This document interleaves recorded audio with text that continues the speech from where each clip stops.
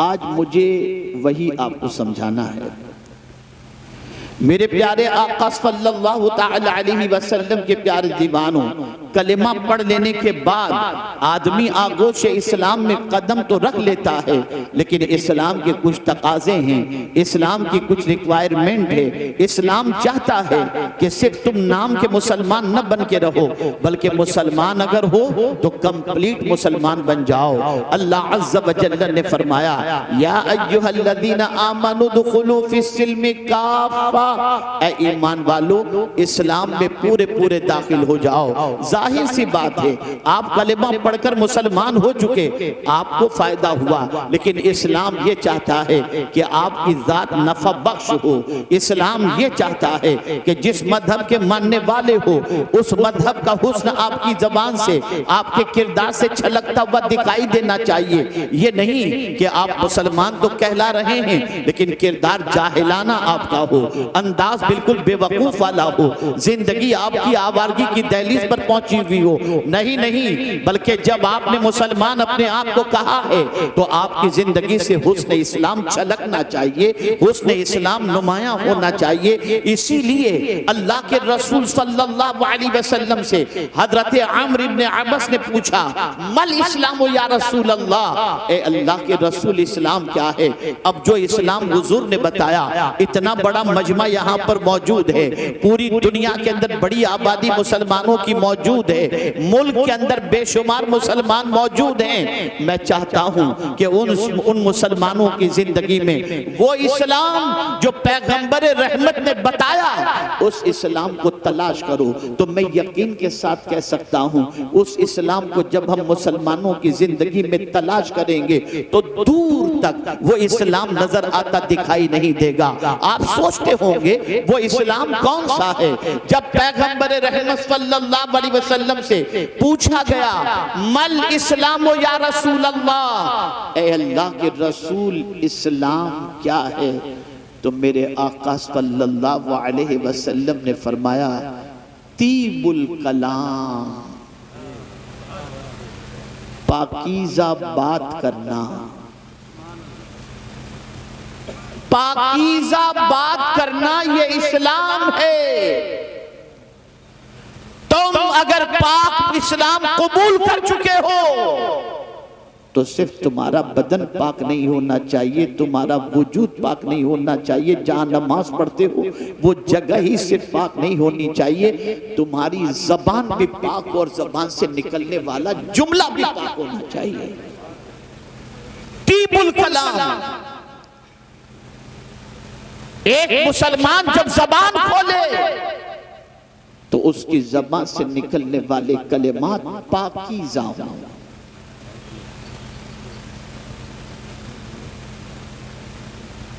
اس کی زبان سے نکلنے والے کلمات طیب و طاہر ہوں، اس لیے کہ پاکیزہ کلمات جب زبان سے نکلتے ہیں تو وہ دل پر اثر کرتے ہیں، اور جب کوئی اچھی بات کرتا ہے تو اس اچھی بات کرنے والے کی محبت سامنے والے کے دل میں اللہ پیدا کر دیتا ہے۔ اس کو میں مثال کے ذریعے سمجھاؤں تو آپ اچھی طرح سے سمجھ سکیں گے۔ ایک دکان کی بڑی مہربانی سے آپ چپ رہیں گے تو بڑی نواز ہوگی، آپ نہ چلاؤ، ایک مرتبہ درود شریف پڑھ، خدا کے لیے چپ ہو جاؤ، سب مت بولو، چپ بیٹھو۔ اللہم صلی علی سیدنا و مولانا محمد معدن الجود والکرم وآلہ وآصحابہ وبارک وسلم۔ محفل خراب ہوگی، سارا گناہ آپ کے سر پر ہے۔ دیکھیے بچے لوگ بیچارے کیا شور شرابہ کر رہے ہیں، لا حول ولا قوت۔ آپ نہ چلاؤ بابا نہ چلاؤ، بس چپ ہو جاؤ، چپ ہو جاؤ، خاموشی سے سنو۔ شیطان نہیں چاہتا کہ کوئی اچھی بات آپ کے کان تک پہنچے، اور جو شرارت کرے گا شیطان کو سپورٹ کرنے کے مترادف ہوگا۔ خاموشی سے سماعت فرمائیں۔ عرض یہ کر رہا تھا اچھی بات کا اثر۔ آپ کسی دکان پر سامان خریدنے کے لیے گئے، آپ نے ایک پیس نکلوایا، نہیں یار یہ اچھا نہیں ہے، دوسرا بتاؤ، دوسرا نکلوایا، یہ بھی اچھا نہیں ہے، تیسرا نکالا، اور کوئی ڈیزائن ہو تو بتاؤ، اور کوئی ڈیزائن ہو تو بتاؤ، اور کوئی آئٹم ہو تو بتاؤ۔ 50 چیزیں آپ نے نکلوائیں، اور اس کے بعد آپ نے کہا کہ نہیں مجھے پسند نہیں ہے اور آپ جانے لگے، تو آپ جانتے ہیں وہ سیلس مین جو اچھا ہوگا وہ کہے گا فکر نہ کریں، یہ پسند نہیں آیا نا، 10 دن کے بعد نیا اسٹاک آئے گا، اب 10 دن کے بعد آئیے گا، آپ کو ہم نیا مال بتائیں گے۔ لیکن اگر ٹیڑھا سیلس مین نے کہا کیوں پریشان کرنے کے لیے آ گئے تھے، کیا ٹائم پاس کرنے کے لیے ہماری دکان ملی، آپ دوسری بار اس دکان میں نہیں جاؤ گے۔ لیکن جس نے یہ کہا کہ 10 دن کے بعد دوسرا نیا اسٹاک آئے گا، کوئی بات نہیں، یہ آپ کو پسند نہیں آیا تو آپ کہیں گے ذرا تمہارا کارڈ دے دو، ہم تم کو فون کر کے پوچھ لیں گے، نیا اسٹاک آئے تو بتا دینا۔ پتہ چلا جب نرمی سے کوئی گفتگو کرتا ہے تو اس کی محبت اللہ دل میں پیدا کر دیتا ہے، لوگ اس سے محبت کرنا شروع کر دیتے ہیں، اس کے قریب جانا شروع کر دیتے ہیں۔ اللہ اکبر! ڈاکٹروں کو یہی سکھایا جاتا ہے، ڈاکٹر کو بات کرنے کا لہجہ سکھایا جاتا ہے، بات کرنے کا انداز سکھایا جاتا ہے۔ اسی لیے مریض جب کسی طبیب کے پاس جاتا ہے اور 1000 بڑی بیماری میں گرفتار ہو، لیکن طبیب کہتے ہیں آپ فکر نہ کرو، سب ٹھیک ہو جائے گا، اس کی مسکراہٹ سے محبت بھرے جملوں کی بنیاد پر بیمار کی آدھی بیماری کی چھٹی ہو جایا کرتی ہے۔ پتہ چلا اچھے کلام کی تاثیر ہوا کرتی ہے۔ آپ لوگوں سے ملیں اور ملتے وقت کیا کرتا ہے، اس طریقے سے بات کریں گے، کوئی آپ سے دوبارہ ملنے کی خواہش نہیں رکھے گا، لیکن آپ ملیں گے، کب آئے، کیسے ہیں، گھر والے کیسے ہیں، تو ملاقات کی تمنا پیدا ہوگی۔ یا رسول اللہ آپ کی عظمتوں پر قربان، ایسا ڈھنگ ہمیں سکھا دیا کہ دنیا ہم سے نفرت نہیں، ہم سے محبت کرے، لیکن ہم ہی کم نصیب ہیں کہ آپ کے طریقے کو چھوڑ کر نفس اور شیطان کی اکساہٹوں کے شکار بن گئے۔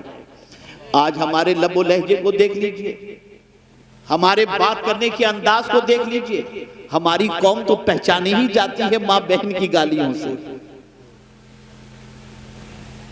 بات کرنے کی تمیز نہیں، بات کرنے کا لہجہ نہیں، بات کرنے کا انداز نہیں، بات کرنے کا سلیقہ نہیں، کوئی چیز بھی نہیں، اور ہم اپنے آپ کو مسلمان کہتے ہیں۔